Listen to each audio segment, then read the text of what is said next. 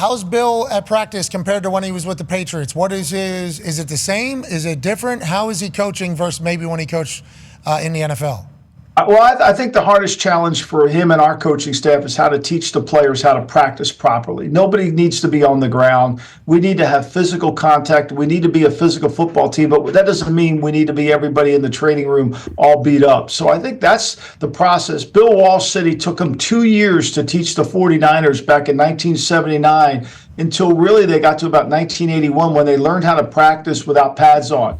You guys know from playing in the league that sometimes the practice tends to slow down when you don't have pads on, and that doesn't make it a good practice. But you have to find a way to be physical without pads on and beating everybody up. And that takes a process. We have to teach players how to do that, and I think that's what Coach is working on now. How many stay off the ground? How many? That's a lot of that, huh? There's a lot of that. You've heard it. Yeah, oh yeah. There's a lot of stay off the ground. You know, there's a few stay off the effing ground. There's a few just stay off the ground. We got a little bit of both. Yeah, depending upon how severe the punishment is, depending upon how severe the crime is. Now, the Connor just reminded me. You guys doing no numbers down there right now?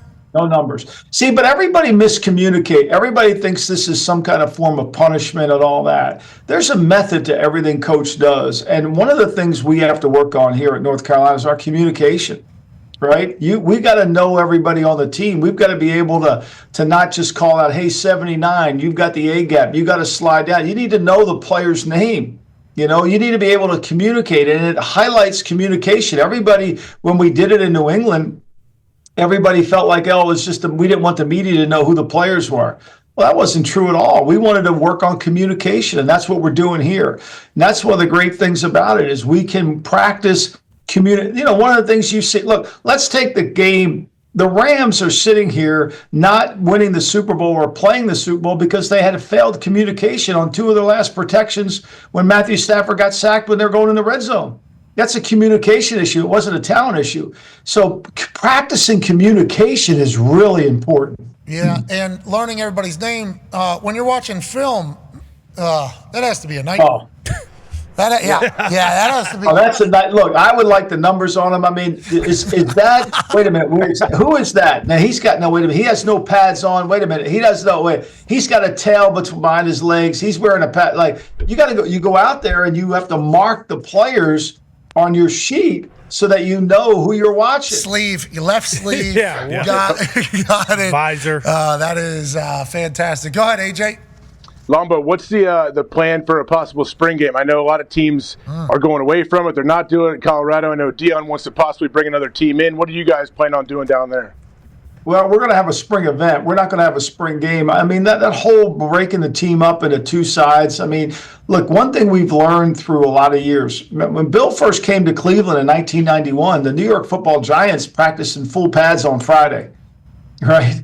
And when we started practicing on half shells, the players almost had a hard time. So, you know, we've learned over the years how to practice better, right? And how to get more out of less practice. So I think the game really isn't as much about the portal as much about making sure you get more out of your practice than just trying to beat up on one another. And I think obviously there'll be times where we have to go live in our practices, but I think like anything, you got to build yourself up to it. You just can't start hard. I mean, we're not Bear Bryant down at Texas A&M before when he got down there. And next thing you know, he only had like 20 players left. That's not what you need to do. Well, I think not only that, and I respect that that's the angle, in it all. And you said splitting up the team into 2 teams. I love that that's not even a thought. Like, we're all Tar Heels here. We're not splitting each other up into 2 teams. We'll be offense, defense, and special teams, but, we're not going to do that. Also, the more I think about it, there is 0 upside to a spring game, okay?